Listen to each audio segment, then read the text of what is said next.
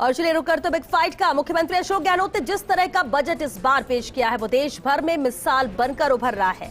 हर कोई बजट की तारीफ करता नजर आ रहा है। वहीं गहलोत की पेंशन नीति अब राजनीति की नई राह बनती दिख रही है। यही कारण है कि अब कांग्रेस आलाकमान ने भी आम जन तक बजट की घोषणाओं को पहुंचाने पर फोकस कर लिया है। और दिल्ली में प्रभारी अजय माकन और प्रदेश अध्यक्ष गोविंद डोटासरा ने प्रेस कॉन्फ्रेंस की, जहां उन्होंने गहलोत मॉडल की तारीफ करते हुए कहा कि अब अन्य राज्य सरकारों और केंद्र सरकार को भी पुरानी पेंशन को बहाल करना चाहिए। वहीं गोविंद सिंह डोटासरा का कहना है कि वे प्रदेश के जिलों में जाकर कार्यकर्ताओं के जरिए आम जन तक सरकार की घोषणाओं को पहुंचाने का काम करेंगे। खैर ये तो तय है कि गहलोत की पेंशन नीति ने कांग्रेस की राजनीति को अनलॉक कर दिया है। आज बात इसी खास मुद्दे पर। श्री अशोक गहलोत जी ने चौथा बजट अपना दिया तो पूरे देश भर के अंदर एक बहुत बड़ी मांग जो सरकारी कर्मचारियों की लगातार चली आ रही थी उसको उन्होंने एड्रेस करा और बताया कि किस प्रकार से और राज्य सरकारें और केंद्र सरकार उसको पूरी कर सकती है। तमाम जिलों में जाएंगे, हम ब्लॉक स्तर के ऊपर जाएंगे, ब्लॉक लेवल के ऊपर हम लोग प्रशिक्षण शिविर लगाएंगे। हम बूथ बूथ में जाके 100 व्यक्तियों को डिजिटल सदस्यता अभियान से जोड़ने का काम कर रहे हैं।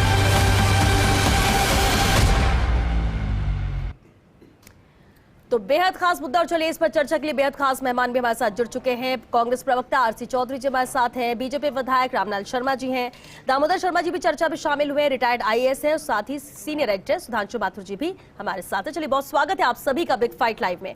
आरसी चौधरी जी आपसे शुरुआत करते हैं। बजट शानदार, बजट में घोषणाएं सभी की तारीफ हो रही, लेकिन सबसे अहम ये जो पेंशन नीति है ये चर्चाओं में है, और न सिर्फ राजस्थान में बल्कि दिल्ली तक इसकी आवाज गई है और दूसरे राज्यों में भी चर्चा हो रही है। क्या रणनीति अब इसके बाद है प्रदेश की जनता या हर आखिरी छोर पर खड़े व्यक्ति तक पहुंचने की इसके जरिए? श्वेता जी, निश्चित रूप से आपने बहुत अच्छी बात कही कि अंतिम छोर का व्यक्ति, लोकतंत्र के अंदर जिस व्यक्ति की कल्पना की गई थी उस व्यक्ति की जो कल्पना थी उसको आत्मसात करने का काम उस नेता की दूरदृष्टि ने किया है। वो नेता जो जननायक के नाम से पहचाना जाता है, वो नेता जो संवेदनशीलता के नाम से पहचाना जाता है, उसने समाज के हर वर्ग के लोगों के साथ में ना सिर्फ संवाद किया, जो लोकतंत्र की बुनियाद है, उन्होंने उनकी बातों को मूर्त रूप देने का काम किया। आपने जो कही, जिस पेंशन नीति का जो जिक्र किया, ये नीति उन लोगों के लिए है जो इस राष्ट्र के निर्माण में सेवा के माध्यम से इस राष्ट्र में भूमिका का निर्वहन करते हैं। अगर कोई भी कर्मचारी जो इस राष्ट्र के निर्माण के लिए अपनी भूमिका का निर्वहन करता है, वो ये चाहता है कि उसका जीवन वृद्धावस्था में उसका सुरक्षित रहे, उसकी परिवार की जो दायित्व है उनका सामाजिक तौर पे निर्वहन कर सके। इस रूप को लेकर जो चलने का काम किया वो कांग्रेस पार्टी की सोच ने किया, राहुल गांधी जी की सोच थी, उसको मूर्त रूप देने का काम इस प्रदेश के संवेदनशील मुख्यमंत्री ने किया।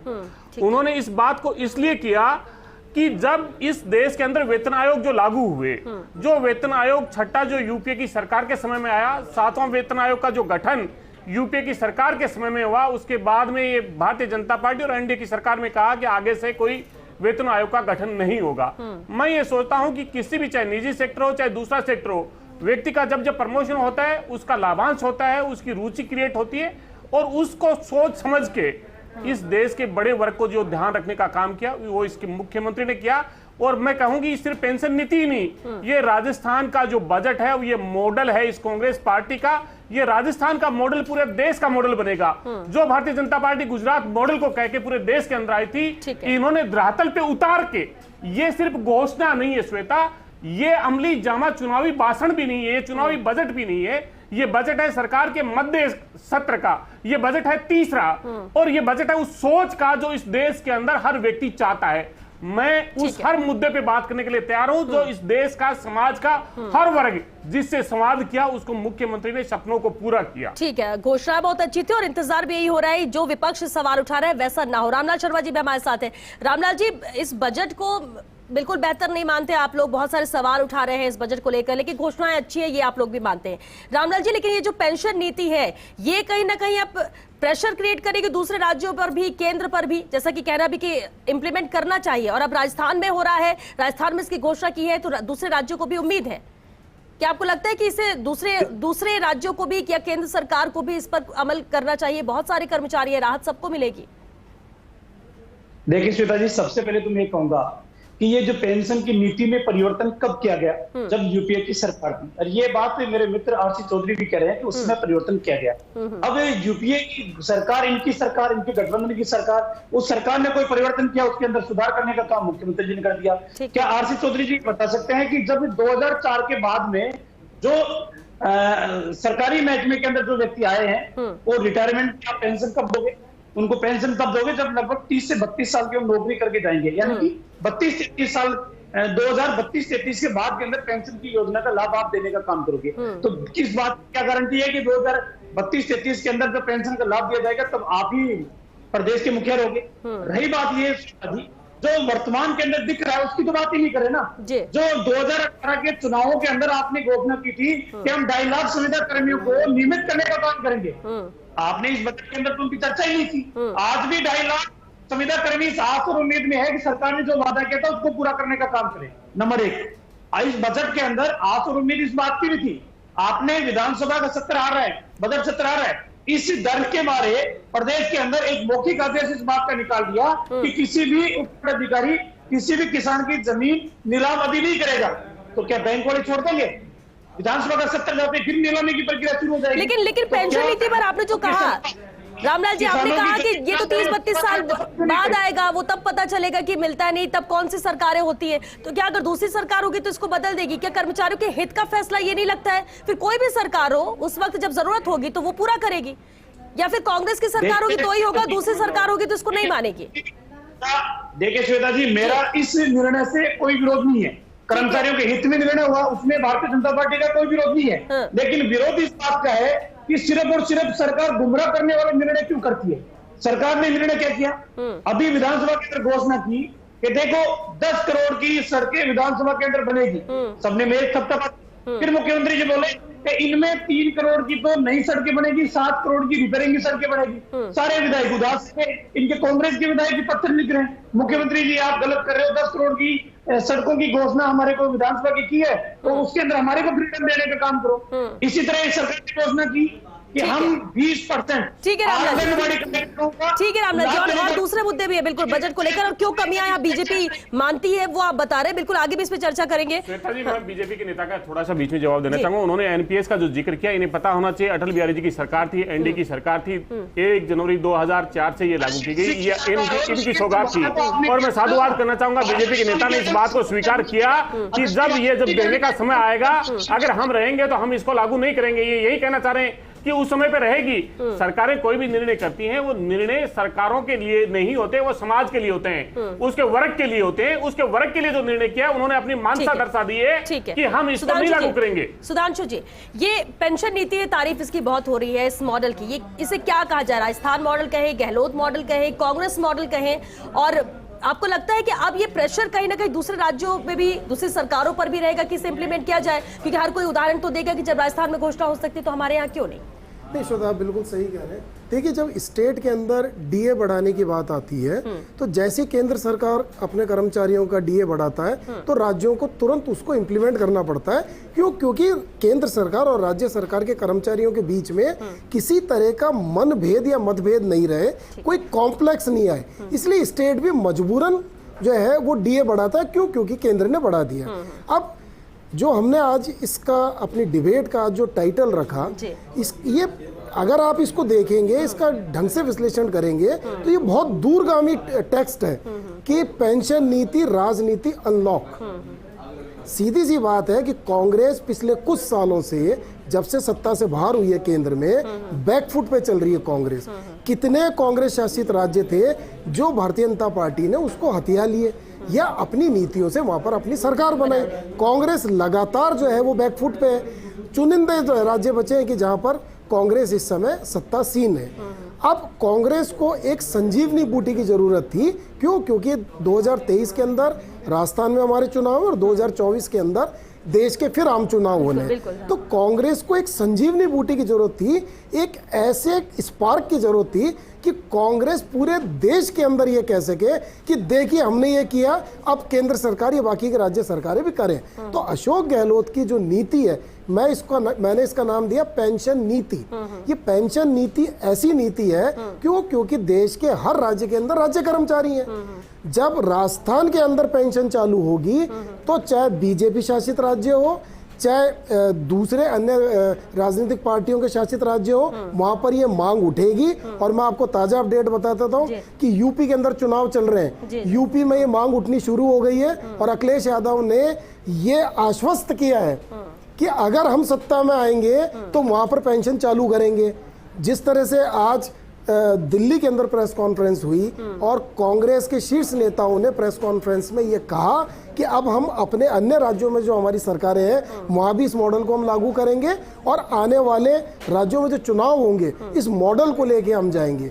जैसे कि बीजेपी के जब चुनाव होता है और बीजेपी उसके अंदर क्लीन स्वीप करती है तो कहा जाता है कि अमित शाह चाणक्य है, अमित शाह की चाणक्य नीति है। मुझे लगता है कांग्रेस के अब जो चाणक्य है वो अशोक गहलोत है और अशोक गहलोत की नीति जो है, मुझे लगता है, हो सकता है सबका अपना अपना जो है वो राजनीतिक विश्लेषण हो, लेकिन मेरा विश्लेषण ये है कि ये बहुत दूरगामी एक जो है वो सोच है और कांग्रेस इसी मॉडल को लेके आगे जाएगी। और इसलिए कांग्रेस की राजनीति अब अनलॉक हो गई है, जो पहले लॉक ही थी और इसलिए कहीं ना कहीं कोई इतनी वैल्यू नहीं, और ये कहा जा रहा था कि सिमट के रह जाएगी कुछ राज्यों तक और इसके बाद कांग्रेस का सफाया होगा, लेकिन कह सकते हैं कि एक बार फिर से होने की कोशिश ही है।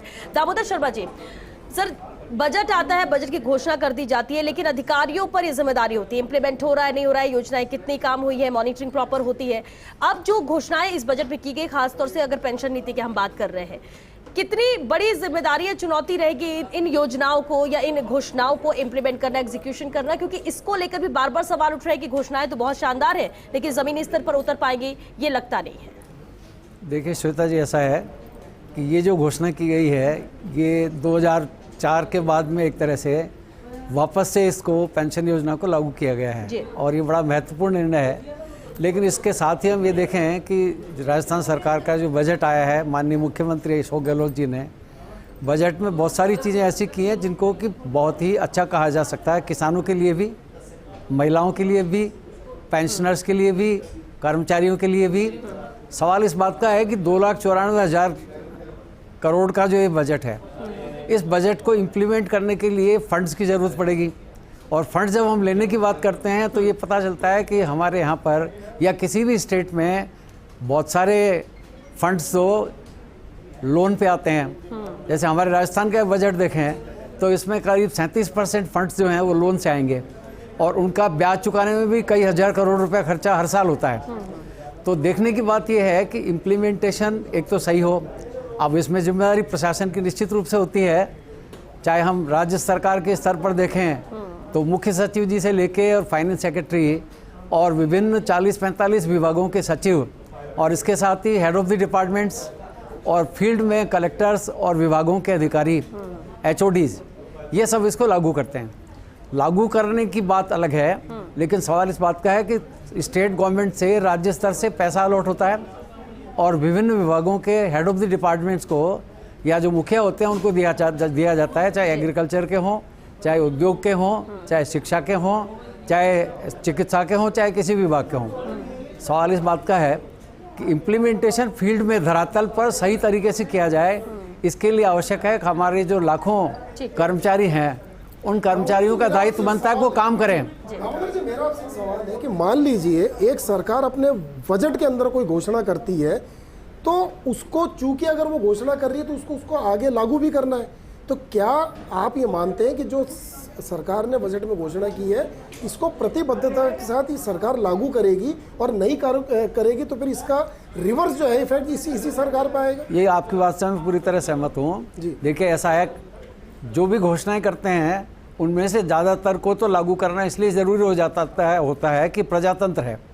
तो प्रजातंत्र होने की वजह से पब्लिक का दबाव रहता है, कर्मचारियों का दबाव रहता है और बाकी प्रेशर ग्रुप्स होते हैं उनका दबाव होता है, तो उसकी वजह से लागू करना तो जरूरी होता है। मैंने सर से सवाल यही किया था कि अगर बजट की घोषणा होती है तो उसको इम्प्लीमेंट करने का सरकार पर कितना दबाव होता है और क्या कोई सरकार विधानसभा में घोषणा करके घोषणा को वापस भी ले सकती है तो उसका क्या जो है वो इफेक्ट आएगा, वापस रिवर्स इफेक्ट क्या आएगा? देखिए ऐसा है, सरकार जो घोषणा करती है, जैसे मैंने पहले बोला कि प्रजातंत्र में घोषणाएं बहुत करनी होती हैं, की भी जाती हैं, लोक लुभावन घोषणाएं भी होती हैं, लेकिन दो चीज़ होती है, एक तो उनका धरातल पर लागू करना, व्यवहार में इम्प्लीमेंटेशन। तो व्यवहार में जब उनको लागू करते हैं तो उसके लिए सबसे ज़्यादा ज़रूरत पड़ती है पैसे की। और सारे राज्यों की ही सरकारें और केंद्र सरकार भी डेफिसिट फाइनेंसिंग पे चलती हैं, मतलब उनके पास कर कम लगाने से खुद का पैसा तो कम होता है जी। और वो ऋण लेकर के और सरकार चलाती है। ये अपने देश में ही नहीं, दुनिया के सभी देशों में होता है। तो ये जो परिस्थिति बनती है उसकी वजह से ही इन्फ्लेशन फैलता है, बढ़ता है, और उसके कारण ही महंगाई बढ़ती है। तो अब ये महंगाई है, इन्फ्लेशन है, ये सब झेलता कौन है? आम आदमी। जो लोग सत्ता में रहते हैं, चाहे वो पॉलिटिशियन हो चाहे हमारे जैसे प्रशासनिक अधिकारी हों, वो निर्णय जरूर लेते हैं, उनको लागू भी करते हैं, लेकिन मुख्य बात यह है जैसे भाजपा के काबिल प्रवक्ता रामलाल जी ने शुरुआती दौर में ये कहा कि इसकी क्या गारंटी है कि 2030 या 32 तक जो है सरकार रहेगी और उनको पेंशन मिलेगी। मैं उसके ऊपर पूछ रहा हूँ कि इस तरह की जो घोषणाएं होती हैं वो धरातल पर होती तभी तो आगे तक वो कैरी करेंगे ना सर। देखिए, ये तो निश्चित बात है कि 2032 में या 30 में जब इसका असर आएगा तो धरातल पे लागू तो करनी पड़ेंगी, क्योंकि लागू इसलिए करनी पड़ेंगी कि इसमें वही बात फिर आती है कि प्रजातंत्र में आम नागरिक का दबाव है, चाहे वो सरकारी कर्मचारी हो, चाहे पेंशनर हो, चाहे कोई भी हो। उसके लिए आप घोषणा करते हो तो आपको सोच समझ के करनी पड़ती है, और विधानसभा में जो घोषणा की जाती है वो आश्वासन बन जाता है, और आश्वासन बनने के बाद विरोधी दल उसका पीछा करते हैं। ठीक है दामोदर जी, ये तो राजनीति के तौर पर ठीक है, वो बयानबाजी भी करेंगे, लेकिन इन घोषणाओं को इम्प्लीमेंट करना या इसकी भी तो पूरी तैयारी करके ये घोषणा की जाती है। आपको लगता है ये मुश्किल है क्या? ऐसा है, देखिए, घोषणाएं तो नेताओं से जरूर होती हैं, लेकिन डिसीजन लेते वक्त प्रशासन भी उसका भाग होता है। जैसे वित्त विभाग है, वो बजट बनाता है, तो पिछले सालों के बजट भी देखे जाते हैं, साथ ही राज्य सरकार की मंशा भी देखी जाती है। ये भी देखा जाता है कि हमारे जो टॉप लेवल पॉलिटिशियंस हैं या पॉलिटिकल लीडर्स हैं, माननीय मुख्यमंत्री जी हैं, दूसरे मंत्री हैं, वो अपने अपने विभागों के बारे में नया काम क्या करना चाहते हैं और उसको इम्प्लीमेंट करने के लिए क्या वो टैक्स लगाने को तैयार हैं। और अगर टैक्स लगाने को तैयार नहीं है तो फंड्स आएंगे कहाँ से? क्योंकि सर वक्त भी खत्म हो रहा है। आरसी जी, अब ये घोषणा तो की गई, लेकिन आप क्या मानते हैं कि राजस्थान मॉडल अब ये पूरे देश में उभर कर सामने आएगा पेंशन नीति के तौर पर? श्वेता जी, मैं निश्चित रूप से कहना चाहूंगा, दामोदर शर्मा जी ने जिस बात का जिक्र किया, और भारतीय जनता पार्टी के नेता और तमाम जो हमारे विरोधी लोग हैं, हम चाहते हैं कि लोकतंत्र में आलोचक होने चाहिए और आलोचना जो है वो तथ्यपरक होनी चाहिए। अगर ये डिबेट और लंबी होती तो मैं तमाम आंकड़े रखता और आपके सामने बातें रखता, लेकिन मैं ये कहना चाह रहा हूं कि ये पहली बार ये भी नया नीति बनेगी कि जो कांग्रेस पार्टी का घोषणा पत्र था 2018 में, वो माननीय मुख्यमंत्री ने जब 17 दिसंबर को शपथ ली, 29 दिसंबर को सरकारी दस्तावेज बनाया, सरकार का संकल्प पत्र है, और प्रति वर्ष हम उन घोषणाओं में 501 जो घोषणाएं हैं उनमें से कितनी पूरी की ये बताते हैं। हमने ये बताया विधानसभा में जो पूर्ववर्ती जो बजट था उसकी 86% घोषणाएं हमने पूरी की हैं। उनके पास में इक्की दुक्की बात को लेके वो उठाते हैं, और ये बजट कोई अंतिम बजट और चुनावी बजट नहीं है। ये बजट है उस मंशा का, ये बजट है उस भावना का, ये बजट है उस प्रतिबद्धता का जो हम इस प्रदेश को सौगात देना चाहते हैं, इस राष्ट्र के निर्माण में महत्वपूर्ण भूमिका निभाने वाले हर वर्ग को जो शामिल करना चाहते हैं। श्वेता, भारतीय जनता पार्टी के नेता बोलते हैं 600 रुपए हम किसान निधि देते हैं। कांग्रेस की सोच देखिए, 5 रुपए प्रति लीटर अनुदान दे रही है किसान को। एक किसान अगर 10 लीटर दूध देता है 50 रुपए प्रतिदिन होते हैं, 1500 रुपए महीने के होते हैं। हम अनलॉक राजनीति की बात कर रहे हैं, कांग्रेस की उसकी चाबी है ये पेंशन नीति। अब प्रेशर कांग्रेस के ऊपर भी रहेगा। दूसरे राज्य तो ठीक है, हम कह रहे हैं कि इसे अपनाने के लिए बात कहेंगे कि यहां पर भी लागू किया जाए, लेकिन क्या किसी तरह का प्रेशर कांग्रेस पर, प्रदेश सरकार पर इस घोषणा के बाद? ये बिल्कुल सही कह रहे हैं। जैसे अभी दामोदर सर ने कहा कि भाई आप खर्चे तो आपने बता दिए, आय कहां से होगी? तो सरकार को ये भी सोचना पड़ेगा कि जो अब चूंकि विधानसभा के अंदर अगर घोषणा आपने की है तो उस घोषणा को फिर आपको इम्प्लीमेंट भी कराना पड़ेगा और लोगों को उसका व्यवहारिक ज्ञान भी जो है वो करवाना पड़ेगा। तो मुझे लगता है कि सरकार जब इसको लागू करेगी और जब बारी आएगी लोगों की पेंशन की, तब ये उम्मीद की जानी चाहिए कि इस योजना को तब तक जो है वो लागू किया जाएगा।